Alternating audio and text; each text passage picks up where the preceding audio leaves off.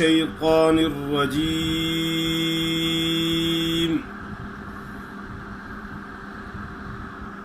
بسم الله الرحمن الرحيم.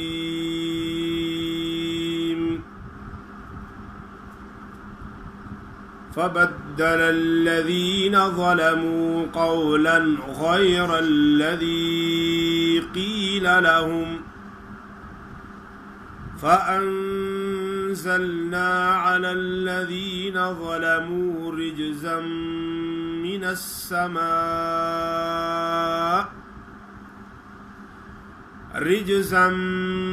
السماء بما كانوا يفسقون.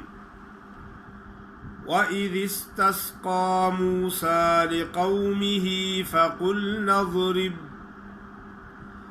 فقلنا اضرب بعصاك الحجر فانفجرت منه 12 عينا قد علم كل أناس مشربهم كلوا واشربوا من رزق الله ولا تعثوا في الأرض مفسدين. وإذ قلتم يا موسى لن نصبر على طعام واحد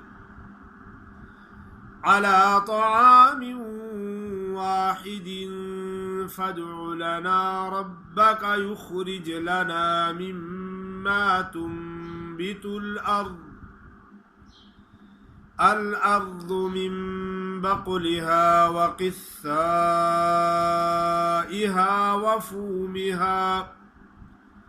وفومها وعدسها وبصلها.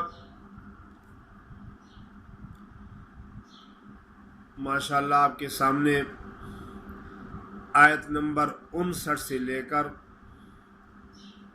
61 آدھی آیت پڑھی ہے. 59, 60 اور ایک آدھی آیت اور پڑھی ہے. فبدل الذین ظلموا، وا موٹا پڑھا جائے گا، ظلموا زا نہیں پڑھنی. فبدل الذین ظلموا قولا غیر الذی،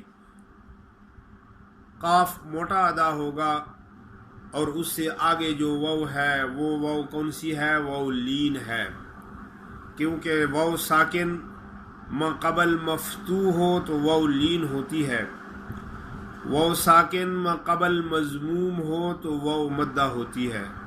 تو یہاں واو ساکن ہے ما قبل مفتوح ہے. آپ کو بتایا گیا تھا کہ جس حرف پر زبر ہو، زبر کا دوسرا نام ہے فتحہ، تو اس واسطے واو ساکن اس سے ما قبل پہلے کو کہتے ہیں، ما قبل مفتوح حرف ہے تو اس واسطے واو لین ہے. یہ قولاً آگے نون تنوین ہے، لیکن نون ساکن اور تنوین کے بعد اگر حروف حلقی میں سے کوئی حرف آ جائے تو وہاں کیا نون ساکن تنوین کو زہر کر کے پڑھا جاتا ہے بلا غنہ. تو قولاً پہ غنہ نہیں ہوگا، قولاً غیر الذی، آگے غین موٹا ہے اور آگے اس سے یا ساکن ہے. یا ساکن ما قبل مفتوح ہو تو وہ یا بھی لین ادا ہوتی ہے. غیر الذی، آگے را مفتوح ہے، را بھی موٹا ہوگا. غیر الذی قیل لہم، قاف موٹا ہے اور آگے یا جو ہے نا وہ یا مدہ ہے. یا ساکن ما قبل مکسور، یعنی قاف پہ پہلے زیر ہے، زیر کا دوسرا نام ہے کسرہ. جس حرف پر کسرہ ہوتا ہے تو اس حرف کو مکسور کہا جاتا ہے. یا ساکن ما قبل مکسور. قیل لہم فأنزلنا على الذين ظلموا رجزا من السماء मिनस्समा अलिफ मद्दा है और मद का सबब हमजा और सुकून होता है। हुरूफ मद्दा और उसका सबब एक कलमा में जमा हो जाए तो उस मद को मद मुत्तसिल कहते हैं। मद मुत्तसिल, मुत्तसिल माना मिला हुआ। मिनस्समा और इसका दूसरा नाम जो है ना वो वाजिब है। वाजिब से ये मुराद है कि इसका तर्क करना छोड़ना किसी रिवायत में जायज़ नहीं है।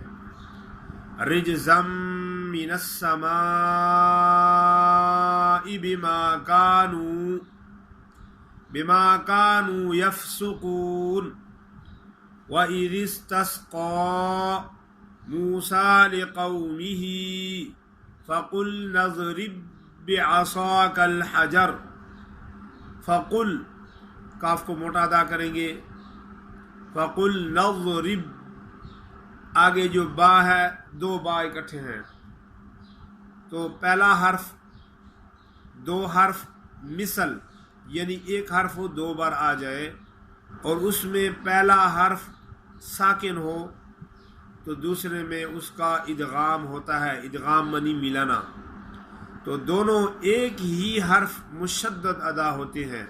ऐसे नहीं पढ़ेंगे फ़क़ुल नज़रिब बेअसा, दो बार नहीं पढ़ने, एक ही पढ़ना है। फ़क़ुल नज़रिब बिअसाकल हजर फंफजरत मिन्हु इस्नता अशरता ऐना क़द अलिमा कुल्लु उनासिम मशरबहुम। सीन पे दो ज़ेर हैं, इसको कहते हैं नून तनवीन। और बताया गया था कि नून तनवीन साकिन और तनवीन के बाद यरमलून में से कोई हर्फ आ जाए तो वहाँ उनका इदगाम होता है। उनासिम मशरबहुम कुलू वशरबू मिर रिज़्क़िल्लाहि। रा भी बारीक होगी क्योंकि रा मकसूर है और काफ ये तो हर वक़्त मोटा होता है चाहे इस पर ज़बर हो ज़ेर हो पेश हो। मिर रिज़्क़िल्लाहि और लफ्ज़ अल्लाह का लाम इससे पहले अगर माक़बल मकसूर हो तो लाम बारीक होता है, तो इस वक्त इस लाम को बारीक पढ़ेंगे। मिर रिज़्क़िल्लाह ऐसा मोटा नहीं पढ़ना। मिर रिज़्क़िल्लाहि वला ताअसौ फिल अर्ज़ि मुफ़सिदीन व इज़ क़ुल्तुम या मूसा लन नस्बिरा। अभी आपको बताया फ़क़ुल नज़रिब के बारे में, इधर भी वही कलमा है, यानी पहल नून दो नून आ गए हैं तो पहला नून साकिन और दूसरा मुशद्दद है, तो दोनों को एक ही मुशद्दद नून अदा करेंगे। या मूसा लन नस्बिरा, लन नस्बिरा दो नून नहीं पढ़ने। लन नस्बिरा अला तआमिन वाहिदिन फदउ लना। अला ता को मोटा कर। अला तआमिन वाहिदिन फदउ लना रब्बका खा पढ़ो। कुछ लोग होते हैं पढ़ते युखरिज लना, कोई समझ नहीं आती गैन खा की, लेकिन खा को जहर करके पढ़। युखरिज लना मिम्मा तुंबितुल अर्दु। मीम मुशद्दद है, मिम्मा आगे असल में तो है तुंबितुल अर्दु, लेकिन बताया गया था कि नून साकिन और तनवीन के बाद अगर बा आ जाए तो नून को मीम से बदल कर पढ़ेंगे, और इसके लिए कलमे का एक होना या दो होना कोई शर्त नहीं है। लेकिन इसके लिए अगर दो कलमों में है तो इसके लिए एक वसल शर्त है। अगर वसल की हालत में पढ़ेंगे तो मीम से बदल कर पढ़ेंगे, अगर हाँ नून पे हम वक़फ़ कर दें तो फिर वही नून अदा होगी, मीम से बदलेगा नहीं, इक़लाब नहीं पढ़ा जाएगा। लेकिन वो ये है कि कलमे दो हों, ایک کلمے کے لیے تو وصل وقف کی کوئی بات نہیں ہے کہ ادھر تو جدا نہیں ہو سکتے. مما تنبت الارض من بقلها. دیکھو من بقلها آگے تو اگر ہم من پہ وقف کریں گے تو پھر نون میم سے نہیں بدلے گی. من بقلها علیحدہ علیحدہ پڑھیں گے کیونکہ دو کلموں میں آگے کہ نون ساکن کلمہ ایک پہلے کلمے کے آخر میں ہے اور با جو ہے نا وہ دوسرے کلمے کی ابتدا میں ہے. تو ہم ملا کے پڑھیں گے تو من بقلها پڑھا جائے گا. اگر ہاں ہم نے نون پہ ٹھہرنا ہے یا ٹھہر گئے ہیں تو پھر من ہوگا بقلها علیحدہ ہوگا. من بقلها قاف پہ قلقلہ ادا کریں اس کو خوب موٹا کریں. وقثائها وفومها وعدسها وبصلها. ماشاءاللہ آپ کے سامنے آیت نمبر 59 سے لے کر 61 آیت آدھی پڑھی ہے. کل آپ کو بتایا گیا تھا کہ پہلا مخرج جوف دہن. دوبارہ میں تھوڑی اس پہ بحث کرتا ہوں کہ جوف دہن، جوف کہتے ہیں خالی جگہ کو، دہن کہتے ہیں منہ کو، یعنی حلق سے لے کر ہونٹوں تک جو منہ میں خالی حصہ ہے اس کو جوف کہتے ہیں. اور اس سے یہ 3 حروف ادا ہوتے ہیں، حروف مدہ. الف تو ہمیشہ مدہ ہوتا ہے، یعنی الف ہمیشہ مقبل مفتوح ہوتا ہے. اور واو کے لیے شرط ہوتی ہے کہ واو ساکن ہو، اس سے پہلے پیش ہو، جیسے او. یا ساکن اس سے پہلے زیر ہو، جیسے ای. الف ساکن مقبل مفتوح ہوتا ہے جیسے آ. اس کی مثال ہے اوتینا. او ہے واو کی مثال، تی ہے یا کی مثال، نا ہے الف کی مثال. تو یہ اس جوف سے ادا ہوتی ہیں، تو یہ ان کا مخرج ہے. اور ان کو مدیہ کہتی ہیں. کیوں کہتے ہیں کہ ان پر مد ہوتی ہے. اور ان کو جوفیہ کہتی ہیں. جوفیہ کیوں کہتے ہیں کہ یہ جوف سے ادا ہوتے ہیں. اور ان کو ہوائیہ کہتے ہیں. ہوائیہ کیوں کہتے ہیں؟ اس واسطے کہتے ہیں کہ حلق سے ایک آواز نکلتی ہے اور منہ سے نکل کر ہوا پر تمام ہوتی ہے، یعنی ختم ہو جاتی ہے. تو اس واسطے ان کو ہوائیہ کہتے ہیں، ان کی انتہا ہوا پر ہوتی ہے.